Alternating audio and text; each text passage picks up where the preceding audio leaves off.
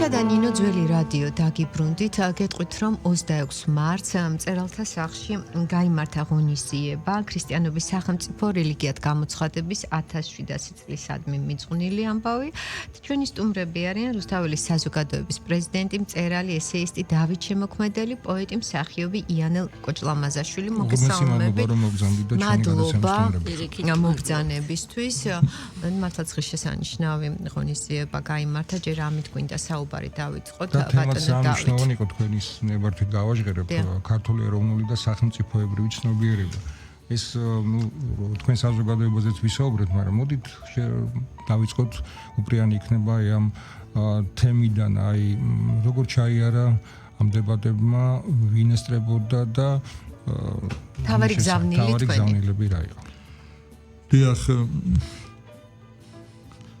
ქრისტიანობის სახელმწიფო რელიგიად გამოცხადება ეს გახდათ საქართველოს ისტორიის უმნიშვნელოვანესი მოვლენა, რამაც ფაქტობრივად განსაზღვრა ჩვენი ეროვნული იდენტობა. ეს გამოისახებოდა ჩვენს კულტურაში, ჩვენს ხელოვნებაში, თავისთავად ზოგადად და ქართულ მწერლობაში, გამოიხატებოდა ჩვენს ცნობიერებაში და გამოიხატებოდა ჩვენს საგარეო პოლიტიკაში, რომ ჩვენ კურსს ვიღებდით ყოველთვის ქრისტიანულ სამყაროზე და ქრისტიანულ ღირებულებებზე. და ჩვენთვის ქრისტიანობა და ერი და ეროვნული ცნობიერება იყო იდენტური გახდა. ვიცავდით სამშობლოს, ვიცავდით რწმენას, ვიცავდით სამშობლოს. და ამავე დროს ქრისტიანობა გახდა როგორც ეროვნული ცნობიერების ხაზი, ქართული პოლივალენტური ბუნების გამაერთიანებელი. მოგეხსენება, ჩვენი ბუნება არის და მრავალფეროვნება, ქართველის კახელი, მეგრელი, ხევსური, რაჭმელი, სულ სხვადასხვა ეთნოფსიქოლოგია გააჩნია, სულ სხვადასხვა ეზოდან დაწყებული, მაგრამ მას აერთიანებს ქართული ეროვნული ცნობიერება. დიდი ინდოელი მოაზროვნე მისტიკოსი ვივეკანანდა ამბობს, რომ ყოველ ერს, ისევე როგორც ყოველ ადამიანს აქვს ერთი მთავარი ბგერა, მთავარი ჰარმონია, რაზედაც აგებულია დანარჩენის სხვა ბგერა და ის ერთი თუ მთავარი ბგერა არ აქვს ეს ისერი არსებობას წვეთ. და აი ასეთი გამაერთიანებელი ჩვენთვის არის სწორედ ეროვნული ცნობიერება. აი როგორც ჩვენი დიდი პოეტი აკაკი წერეთელი ამბობს ერთ ცნობილ ყველასათვის ცნობილ სტიქონში, ჩონგური საქართველოა, სიმები ჩვენ ვართ ყველაო, ერთი მათგანი რომ გაწყდეს, მაშინვე უნდა შველაო. ის ერთის გაწყდომა უკვე საერთო იმის და საერთო ეროვნული ცნობიერების გაწყვეტას იწვევს და ძალიან კარგი მეტაფორა აქვს ამასთან დაკავშირებით. აკაკი ბაქრაძეს, რომელიც ჩემი მასწავლებელი იყო და ცხოვრების დიდი პერიოდი ჩვენ ერთად გავატარეთ, ერთ ოთახში უბრალოდ მე მის გვერდით მუშაობდი. ის ამბობს, რომ ავიღოთო ყელსაბამია. დიახ. ყელსაბამი შედგება მძივებისაგან. დიახ.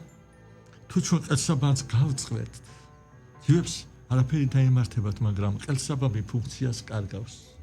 და ის რითაც იყრება ყელსაბამი, ისა სწორედ ეროვნული ცნობიერება. ეს მინდოდა მეთქვა. და იცით რაღაცა მეორე გადაცემა და პატრიარქის ირგვლივ ტრიალებს ხოლმე ჩვენი საუბარი და მინდა აღვნიშნო ჩვენმა მსმენელმაც იცის შესანიშნავად, თუ რაოდენ დიდი კავშირი ჰქონდა თქვენ საზოგადოებასთან პატრიარქს. დღიდან დაარსებისა მუდმივად ჰქონდა კავშირი და მინდა ვთქვა თვისიც, რომ კარგად ხედავდა თქვენი თვითონ კავშირის არსებობის მნიშვნელობას, კარგად აფასებდა ამას. კი ბატონო, ეს მართლაც სამაყო ფურცელი არის რუსთაველის საზოგადოების ცხოვრებაში და იმიტომ რომ როდესაც ერის სულიერი მამა გიდგას გვერდით, ეს იმას ნიშნავს, რომ შენი საერო საქმიანობა სულიერების მხრითაც გამტკიცებულია. მე ახლა ამ წუთას არ შემიძლია ერთი პატარა ეპიზოდი არ გავიხსენო სანამ მე მასთან ასე უფრო ინტენსიური ურთიერთობები მექნებოდა და სადაც დამაკავშირებდა ჩემი საზოგადოებრივი ცხოვრება ეს მოხდა გურიაში 99 წელია ეროვნულ რომანტიკული მოძრაობა აპოგეას აღწევს და თქვენი გავით გურიაში ამ საზოგადოების თავმჯდომარე და კულტურის განყოფილების ხო და მოდის პატრიარქი გურიაში თეატრში უნდა მივიღოთ და აჭარაში მონათლა მუსლიმანები და ის 5000 ადამიანი მონათლა. და ამის შემდეგ აჭარა გურის საზღვარზე დავახვედრეთ ხანოსანი ბიჭები და გოგონები მოცეკვავე ეს რომელი წელია ბატონ დავით 99 წელია ეროვნულ ფორმაში ჩასმული გოგონები და ახლა მე ვიჭის ამის ხმა ცოტა ეს არის შეიძლება ამ პარტაუნებას ჩამეთვალოს მაგრამ პატრიარქმა თქვა და იქ მომსწრე იყო ყველა მე სად არ ყოფილვარ რა შეხვედრაზეც არ ყოფილვარ და ასეთი ემოციური დამხვედრა იქ შავლეგო უმღერეს ჩვენმა ანსამბლმა ესე იგი გურილის ანსამბლი მაშინ მოიხსენებათ რადონის უმღერლები ყავს გურიაში უმღერეს და ეს იყო ძალიან თეატრალიზებული და მაშინ როდესაც გამოვედით მაშინ სულ რაღაც 3 წიგნი მქონდა გამოცემული და აი ეს წიგნი მინდა რომ ვაჩუქო და ხელზე ამოვიგებ და თან ისა ხელავ გამიგე და როგორ ვაჩუქო ახლა და მაშინ ეს მეუბნება მის გვერდით მყოფი მე არ ვიცი საეკლესიო მოღვაწე იყო ეცოდება და მიეციო კაცო ლუგერიტება მიეციო რა არის მიეციო და რო ამოვიღე ახლა ვფიქრობ რა წავაწერო ხო და ვფიქრობ ახლა რა და უცბად დავაწერე ორი სიტყვა საქართველოსი საქართველოს ეს თავისი მოვიდა უცბად მოვიდა ეს და გადავეცი როგორი საოცარი სიტყვებია მართლა საქართველოს კი ბატონო და ქალბატონ იანელსაც მინდა ვკითხო გარდა იმისა რომ არაჩვეულებრივი პოეტი ბრძანდებით ქალბატონ იანელ თქვენ რუსთაველის საზოგადოებაში ხართ და არაერთი ღონისძიების ორგანიზატორი თანაორგანიზატორი და მინდა თქვენზეც რომ გვესაუბროთ და აი რამდენი ხანი ხართ რუსთაველის საზოგადოებაში და შემდეგ რა თქმა უნდა თქვენ და ქალბატონ იანელ ბატონ დავით თქვენი ლექსებიც რომ წაგვიკითხოთ თქვენ პოეზიას გვაზიაროთ. დიახ ქალბატონ იანელი გახლავთ რუსთაველის საზოგადოების პრეს-ცენტრის ხელმძღვანელი. დიახ.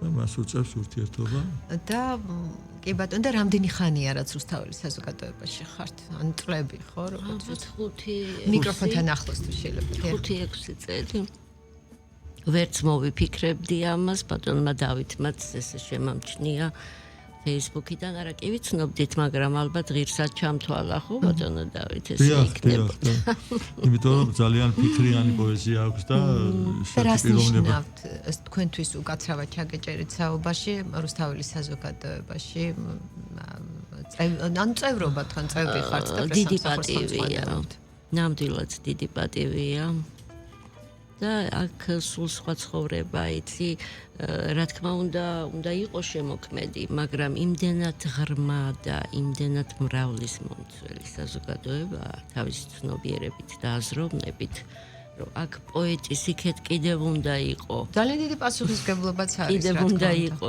და სხვა უნდა იყო და დიდ მადლობას გადაგიხდით ბატონო დავით ამ პატივისთვის დიახ და რაც შეეხება პოეზიას პატრიარქზე გეტყვით პატარა აუცილებლად ვიყავი 18 წლის ხო და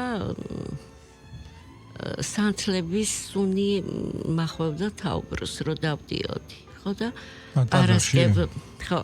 პარასკევ დღეს ქონდა ოფიციალური მიღება მოქალაქეების და ბიცოლა ჩემი წავიყვანე და სათხოვარით რომ მეკერვა ვიცი და ბატონო პატრიარქო ბატონოთი მიუმართე არ ვიცოდი მაშინ მიმართვის ფორმები და უნდა მიმიღოთ თქო ხო და არ ვიცი ბიცოლა ჩემა თვალით ანიშნა რამე თუ რა იყო და ისწავლე და მერე მოდიო ხო და არ მიმიღო თორე საპატიო დედაო ვიქნებოდი დღეს მეჭდა სულში რაღაც და მონაზნობას აპირებდით ხო ესე შევიპარე იმით რომ ვითომ მკერვა ვიცი და მოგეხმარებით და კარგვა და რაღაც მაგრამ ტვინში მქონდა რომ სამსახური უნდა გამეწია ჩვენი დედა ეკლესიისთვის და არ მიმიღო. სხვადასხვის ეხლა ხშირად საუბრობენ ხოლმე პატრიარქზე და ამ მსგავსი რამ, რასაც თქვენ ამბობთ, ბევრი ამბობდა.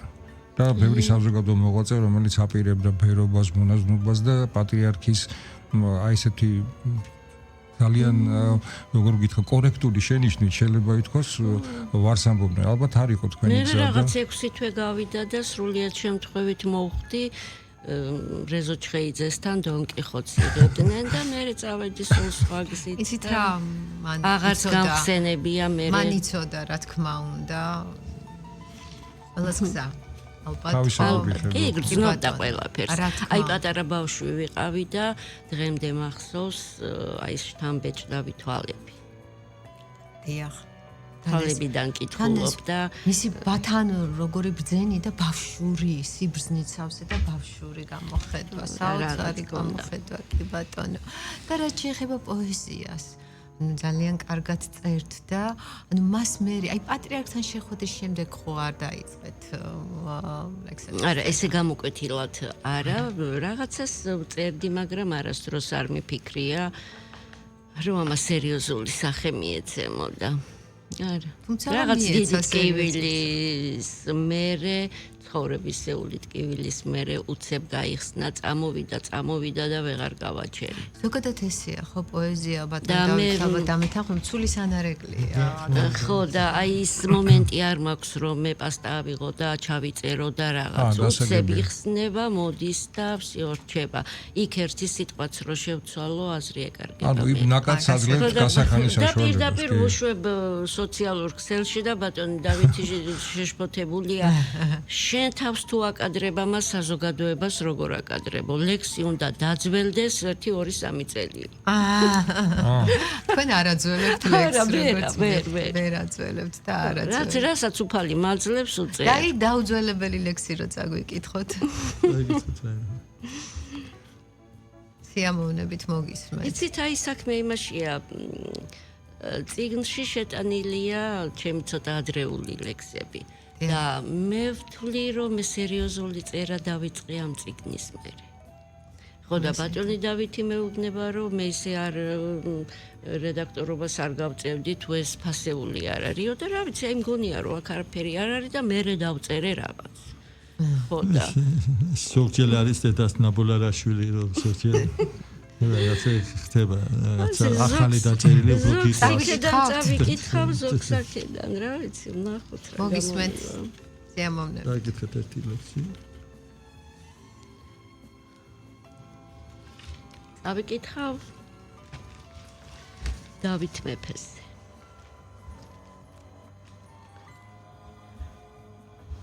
ეცვა ჭიხვინი პერანგს ჯაჭვისას შემოდგა ქეთზე თეთრ ცხენთა რემა. იდგა ქარუნი ატეხილ მტვერის, ჩამოეტეხა სხივები მზესაც და დიდგულობდა დიდგორი ღმერთთან. მცირე რიცხოვან ჯართა მზევებით, გაქარწყლდებოდა რიცხვები მტერთა, დიდობდა მიწა ცერწუხის ზეგან. რეკდნენ ზარები, იყალთოს გრემის და გალობანი სინანულის ეწერა გელაც. იერუსალიმს აჩნდა ტორები, წინარების მდუმარე გენთა, ნიკოფსიიდან და რუბამდამდე, წყრთიდან წყრთამდე იზომავდა ღვთისმშობელი ხვედრსა და წილსა, მე რის პატრონი მოვედი შენთან. იძრწოდა გიში, ლორე, გარანი, ფეხქვეშ მეწვოდა აფხაზთა მიწა და სამაჩაბლოს მოხეულ ლეჩაკს, ვერ ვაფარინებ სიშიშულეს მკერდთა, ჩამორეკს ტვინში ზარზმა და ოშკი, რეწ დასხმული ვეცემი ფერხთან, მე რა ღირსი ვარ, მეფეო დავით. ფეხი შევადგა საფლავს ზედა. როგორი მოზაიკასაა ის წარმოვიდგინე ფერებით და საოცარი ძალიან დიდი მადლობა. და ბატონი დავითია თქვენი წიგნის ამ წიგნის რედაქტორი. კი ბატონო, და აი რაც შეეხება რედაქტორობას, ესეც ძალიან დიდი პასუხისმგებლობაა. რა თქმა უნდა, რედაქტორი იმდენად მნიშვნელოვანია, რომ თქვენ წარმოიდგინეთ ყველას რა დონის მწერალი არ უნდა იყოს, აუცილებლად ჭირდება რედაქტორი. რა თქმა უნდა. აი ასეთი ისტორიული ფაქტია, რომ ბატონო თომას ელიოტი. როდესაც თავისი პოემა მიუტანა ეზრა პაუნდს. ეზრა პაუნდმა 1/13 ესე იგი ბეწ მიწაში, ანუ უნაყოფო მიწა, ზოგიერთი თარგმნის, ზოგიერთი თარგმნის ამ გენიალურ პოემაში 1/13 საერთოდ ამოუჭრა. და ურჩია მან, რომ ეს 1/13 არ არის საჭირო და შემდეგ აღმოჩნდა რომ ეს იყო ძალიან ზუსტი ნიშნება და მოიგო იმან. ავტორიტეტი იყო ეს ქალბატონი. არა, ეს თავისთავად მეტრი იყო იმ ლიტერატურების ახლა სპეციალისტი ჭირდება ხო ამ ეს ისეთი საქმე ძალიან სერიოზული ისა და რაც შეეხება ქალბატონის პოეზიას ეს არის ინტელექტუალური პოეზია სადაც თავარი არის არა ის თუ რა გზნობად კონკრეტული ორი ხაზი აქვს პოეზიას ერთია გზნობად კონკრეტული ჩვენს ემოციებზე და ყოველგვარ საგანზე რო წერთ და მეორე არსობრივი საგნის არსის შესწავლა თქვა ამ ხრივ ბარათაშვილი პოეზია და უშუალოდ რომელიც საგნის არსში შედის და ორბელიანი გზნობად კონკრეტული საკითხი ამით მე არც ორბელიანს არ ვაკნინებ გონებრივია მესმის თქვენ ხო ხდებით თქვენ უკვე რაზეა საუბარი ტერენტი გრანელი არსობრივი პოეზია და უშუალოდ და ტიციანი უფრო გზნობად კონკრეტულია და ამ შემთხვევაში არსობრივი პოეზიის მომხრე არის ეს არსობრივი და ხატრობაში რო ავიღოთ თუ თქვათ ახლა სალვადორ დალი რომელიც თქვათ ის უფრო სხვა არის ახლა ის აჩვენებს ფილოსოფიასაც რელიგიასაც ყველაფერს მაგრამ მისთვის ხატრობა არის საშუალება სალვადორ დალი შეიძლება ყოფილიყო მუსიკოსი ყოფილიყო მწერალი ყველაფერი შეიძლება ყოფილიყო მაგრამ სეზანი ხატრობა სეზანისთვის არის მიზანი საშუალება კი არ არის სხვა არ იქნებოდა ის ხედავდა მხოლოდ მსხალს, მაგრამ იმ მსხალში ხედავდა საგნის არსს. ეხლა თქვენეული განმარტები ჩვენთვის უკვე ნათელია, რატომ არის შესანიშნავი ქალბატონი რუსთაველის საზოგადოების ერთ-ერთი მნიშვნელოვანი წევრი. ალბათ პოეზიაში დაინახეთ ის ძალა, რომელიც ის პოტენციალი, რომელიც საზოგადოების წევრებისთვის აუცილებელია. და გისმენთ თქვენ ბატონო. მე დავიკითხავ მაშინ ეს ლექს რუსთაველის საზოგადოების დელეგაცია გახდათ ტაო-კლარჯეთში ამ 7-8 წლის წინ რომელშიც მონაწილეობდა ქართული მწერლობის და მეცნიერების წარმომადგენლები შემდეგ ჩვენ გადავიხეთ დოკუმენტური ფილმი ტაოზე და სათაური ვოთარ ჭილაძის სტრიქონიდან ავიღეთ ტაოს შემაწწონებელი ბედნიერება ერთხელ იმის გამო რომ ბედნიერი ხარ და ამაყი ხარო ეს სიზვილი და ეს სიმდიდრის პატრონიერი ხარ და შემაწწონებული ხარ იმის გამო რომ ეს შენი აღარა და შენ დღეს იქ ხარ ტურისტად. და დავიხეთ დოკუმენტური ფილმი და ამ დოკუმენტურმა ფილმმა სოფლიო ქრისტიანულ ფესტივალზე დაიკავა პირველი ადგილი გრან პრი მივიღეთ ჩვენ და იმ ფილმში ჩემს ლექს ტაო კითხულობს ზურაბ ცინცხილაძე და ვიდეოც არსებობს და აი ახლა ზურაბის მე ვარღვევ არა იმას ესრო და თავად მე წავიკითხავ ამ ლექს მოგისმენცია მომდა სახიობის საკითხული სხვა დონეა და თუმცა ავტორი უფრო მისაღებია ჩემთვის ტაო ხრემლების სულში გაწვიმდა დაძრებია თუ სანთელი ზეცის აქ უსასრულო დუმილი მინდა მაგლოვეთ ჩაშლილ თაღებთან ჩემთვის მე აქ წარსულმა შემომაკივლა ჩათრში ჩამალულ ცრემლებს მალავდი მოეძინის ხმით აყიულდა დილა სისხლო ელვისფრად როგორ ალდი პაპის ძვლის გვერდით რა დამაძინებს გაძიძებული თუ მეგულები ნუ თუ გარდასულ შენს ლამაზ შვილებს არ ერქვათ შენთვის ნაერთგულები სამშობლო ელდა იუდას ვერცხლი მამულს ცხელ სისხლით ვიწერ მაჯაზე წუხელ ზედაზენს ეკიდა ცეცხლი დაჭრილი მთვარე ეგდო არაღუზე აქ ყოველ გოჯზე ვაბიჯებ სისხლში სამშობლო კლავე შეშლილი ყვირი ეს ქართლის ცისკრებს ჩეხავენ ნისში თუ ტაოს მიწას ბუნებას ტირის ყდები სიცოცხლე ვეღარ ელვარებს ვერძ და გიცავი ვერძ და გიხსენი ცრემლით კიდია ბებენ მწვერვალებს გაფითრებული დროშა იბერის სულზე სიმწარე ისრით მეხება პონტოს ზვირთის ქვეშ ელავს ხედები დიდ ნენეს კერის კვამლი მეცხება წამში 1000 წლით გიბერდები აქ სისხლით არის ნამული გულიდან ციხე გუჯრებს მთხეული სათოფურებში მოჩანს მამულივით ნაისრალი უფლის სხეული ვეცემი შენს თბილ ფრესკებთან რიდით მე დედო მკვდარი ქართველი მქვია და ჩემი შვილის თვალებშიც კივის საქართველოსთვის ნასროლი ტყვია ძალიან დიდი მადლობა. სიტყვები არ ყოფნის მართლა. თითქოს ჩვენმა ისტორიამ გაიარა. კი, არა და საოცარი ლექსია მართლა. და საოცრად კითხულობდით. ნამდვილად, იმიტომ რომ ავტორი მაინც უფრო ახლოს არის იმ სიტყვებთან, ვიდრე მსახიობ. ქალბატონო იანელ, აი თქვენ თქვით, რომ აი ესე ლექსი მოდის, თქვენ არ ინიშნავთ არაფერს, შემდეგ არც დავუშვათ არედაქტირებთ თავად, იმიტომ რომ არის ხომ მე ხა ლექსი დაიწერება და მე პოეტი თვითონ რაღაცას დაამატებს, რაღაცას ამოიღებს, გააჩნია ვინ როგორ წერს, ხო? თქვენ მოდის ესე ნაკადად და ეს იღვრება და პირდაპირ, ანუ აქვეყნებთ. და აი ეს ინსპირაცია, ანუ мотиваცია ხდება ვინმე, ან რამე. ინსპირაციაზე გამახსენდა. აი ეს არის საინტერესო. ჩემი საყვარელი მხატვარია ეწვერაძე და მოვისმინე, ნუ რაღაც პროცესზე, შემოქმედების პროცესზე ილაპარაკა და ეს იყო ნების კვირაში. და პატონგიაზეა საუბარი? ეს მე დავინახე, ამაში დავინახე ქრისტე და დავწერე და აუცილებლად როცა ციკლში შევიტან მე ბატონი გიას სახელს აუცილებლად და მადლობას ვეტყვია იმისთვის რომ ეს ლექსი შეიქმნა არ ვაკეთებდი ამის საკითხს მაგრამ საჭირო თული წავიკითხო მოიცადეთ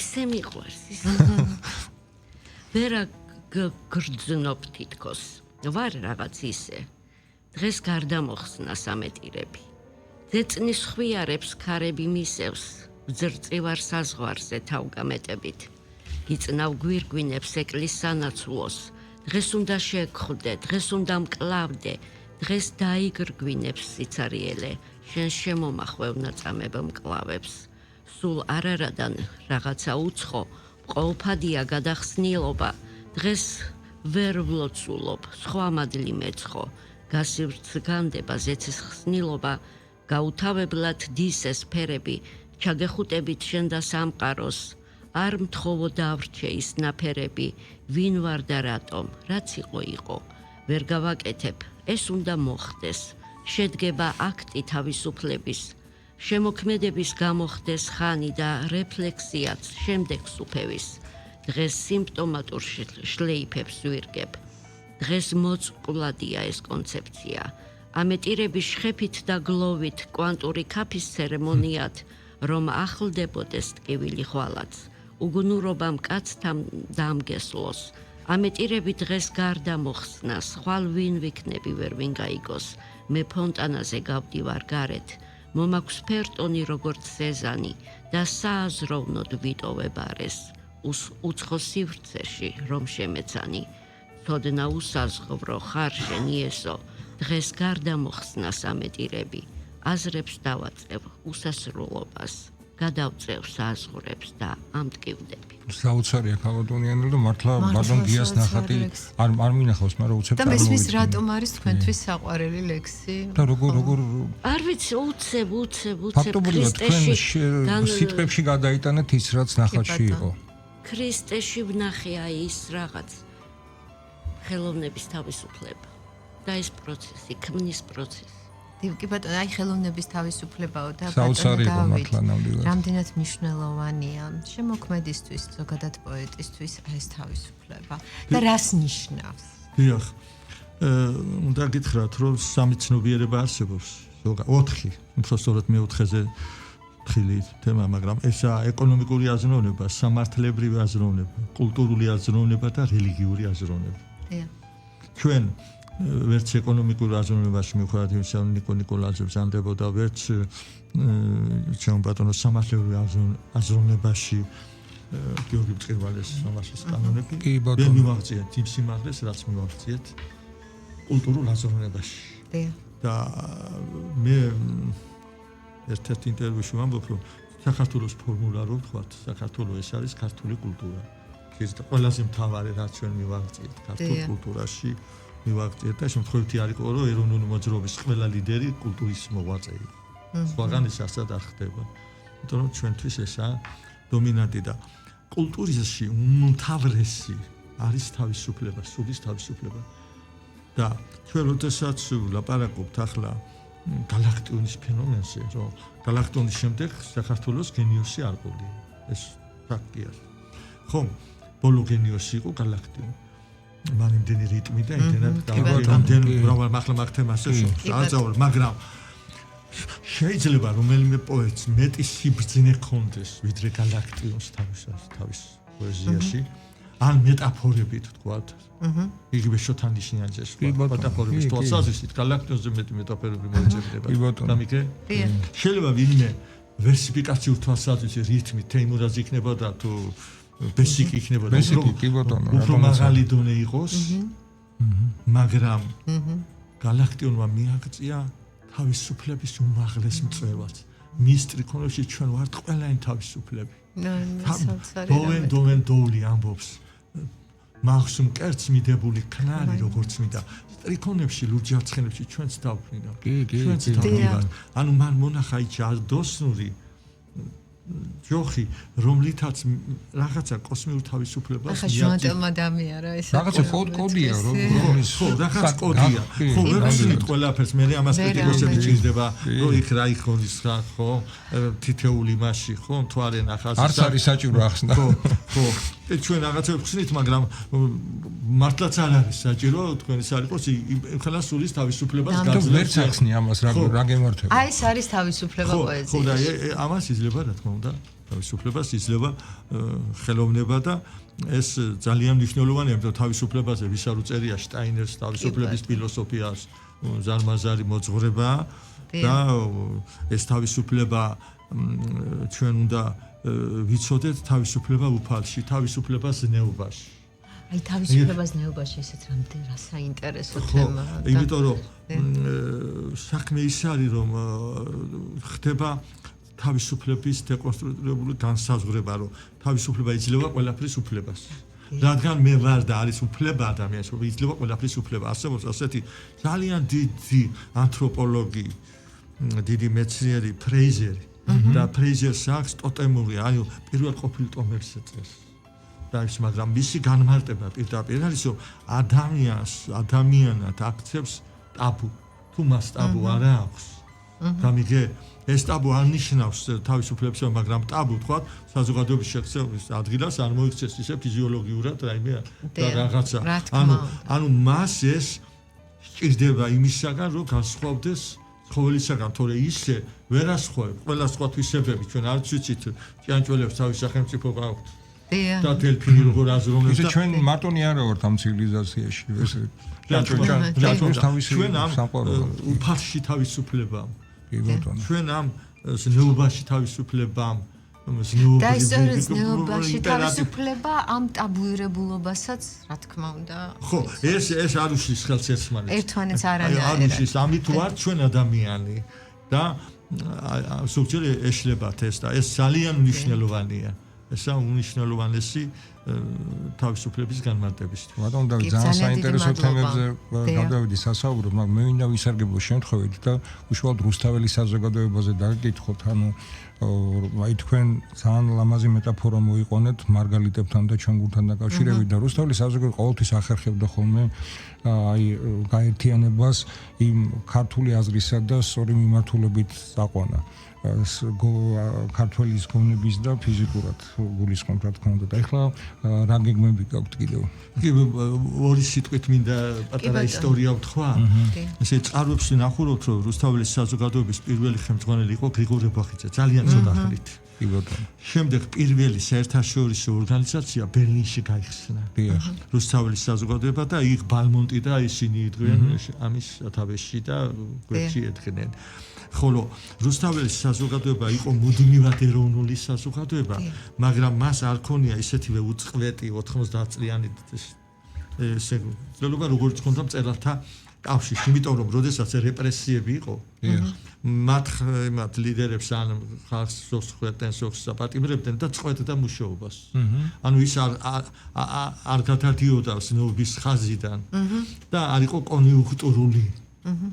და საბჭოთა ბოლო სისტემაში და იმაში მას შეწყვეტილი ხონდა, არსებობდა 99 წელს სწორედ დიდი მიტინგი რო ჩატარდა და სულად გამსახურდია ხელმძღვანელობდა და ვისაც ახსოვთ იქ, მაშინ ესე იგი აიჩიეს აკაკი ბაქრაძე და მანამდე უკვე დაიწყო ეროვნული მოძრაობის გამოხვიძების საწყისი იყო ირაკლი აბაშიძე. ირაკლი აბაშიძე, შემდეგ აკაკი ბაქრაძე, მურმანლევანიძე და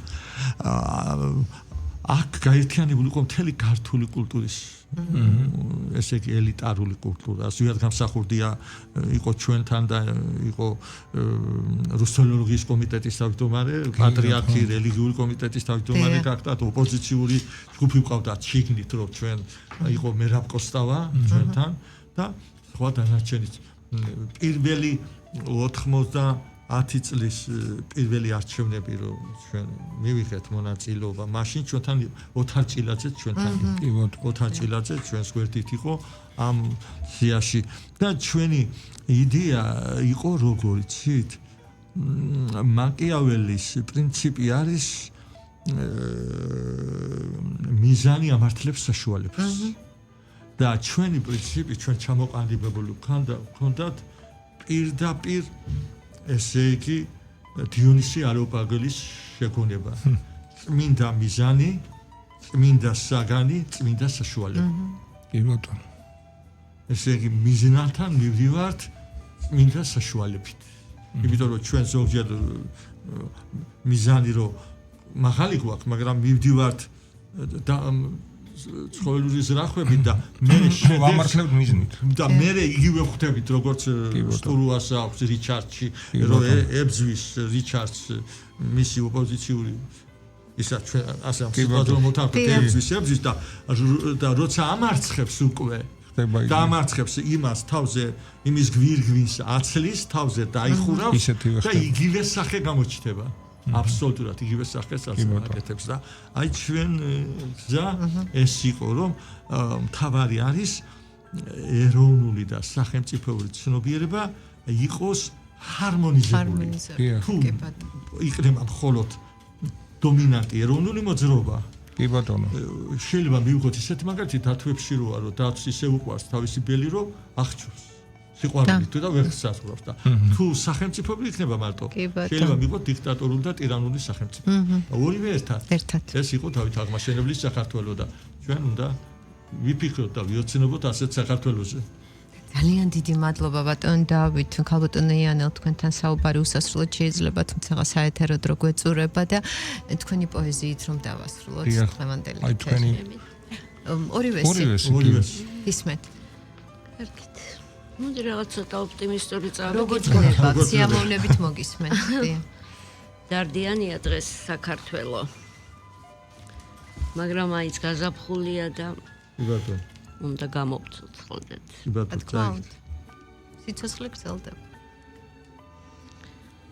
მოდით ფერმწერნო, ფერწასული გემოტუჩების. დაავიწყეთ ათქვირებულ კვირტების ხეთქვას. დაფორიაქებს საპატარძლო ალუჩებისას. აქსოვეთ ვნება და ეგება ჩურჩულით გეთქვათ. ანცმა აპრილმა რაც დუნოს არა ატიროს. არა ედევნენ გიჟმაშ ქარებს არსის წიაღში. დადათმენილი ტკივილები დაარქვით ტილოს. თოთო ყვავილებს შეაშველეთ ფერთა წრიაქი. დახეთქილ კერტებს საღებავი აცხეთ მალამოთ. კვირტების შობა მარშელახოს თეთრი ქათიბი. აგერ შოშიაც შორი ახლოს როგორ კალმასობს. ლამობს ნისკარტით შემოხაზოს ხამი ქაშმირი. ხატეთ მხატვრებო ფორიაქი ამახტკინების. აჯერეთ ატმებს თოთოობა უტყვი და მუნჯი. ვარჯისფერ ხავერს ნაზიკანი რომ არ ეტკინოს. შეშლილი ტანის ალერდებით რომ თრთოდეს ფუნჯიც სიყვარული გამხელილი და არქვით ნახაც აპრილს შეარქვით სულაშლილი ავადმყოფობა ეტრაც შეაკოდეს ყვავილობა წმინდანი ხატს და ნანატრის შობა განატრებდეს შეშლილად ყოფნას ტრედებმა ცაში აიფრინონ აპრილის კდემა შეცვალეთ კბდომა სამუდამო გარდაცვალებით სული ყვავილთა ტილომს სხეულს თუ მიიკედლა დაიცხრობს დარდებს სამომავლო ფერთა ცვალებით ეს შერყეული აპრილები გააუკვდავყვეთ გულს უჩქარებდეს საღებავებს მოღრილი ჩქეფი პირმშო ყვავილებს დედისფერი ისე შეატკბეთ ჩვილობდეს მუდამ შეღამება პალიტრის ჩქერში კვირტების ხეთქვის ჟრუანტელმა შეშალოს სული გახსნილ ბაგეზე კოცნის ალი ეკიდოთ ცეცხლად არ ხუნდებოდეს ეს სიგიჟე შრეგადასული ფერთა კრიახი ტკიოდეს და შეწპუნდეს ზეცად ძალიან ლამაზი გაზაფხულია და თან ინტელექტუალური გაზაფხული გაზაფხული მოიყვანეთ საოცარი იყო ნამდვილად და ბატონ დავით გისმენთ ჩვენ დავიწყეთ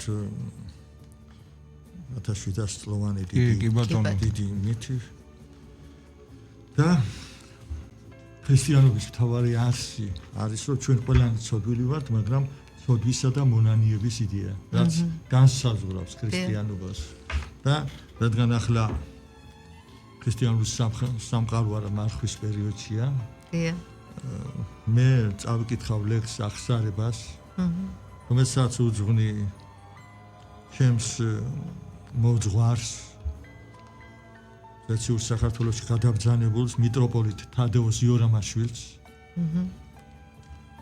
უძღვნი ყველა მამას და ეს იქნება ფაქტიურად საჯარო მონანიები და დღევანდელ დღეს წავიკითხავ ამას